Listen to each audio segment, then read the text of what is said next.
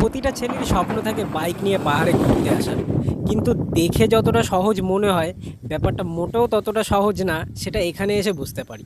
বিশেষ করে নর্থ সিকিমের মতো জায়গায়, কারণ প্রথমত রাস্তা খুবই খারাপ, তার ওপর প্রচণ্ড ঠান্ডা। বাইক তো খোলামেলা, তাই ঠান্ডা হাওয়ায় হাত পা একেবারে অবশ হয়ে যায়। তার ওপর বরফ জমে থাকলে তো হয়ে গেল। আমরা এখন আছি লাচুংয়ে। নয়নাভিরাম বলতে যা বোঝায়, এখানের প্রতি কোনায় কোনায় রয়েছে সেই রকমের দৃশ্য। তবে আসতে যতই কষ্ট হোক না কেন, চারিদিকে বরফ পড়ে থাকতে দেখতে মনটা খুব খুশি হয়ে গেল।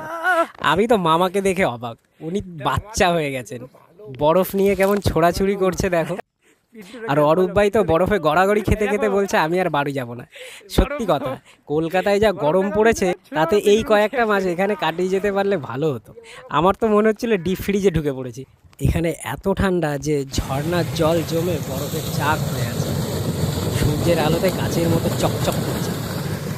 সত্যি জায়গাটা সৌন্দর্য বর্ণনা করার মতো কোনো শব্দ আমার জানা নেই। শুধু এইটুকু বলবো, এরকম মুগ্ধ আমি এর আগে কখনো হইনি।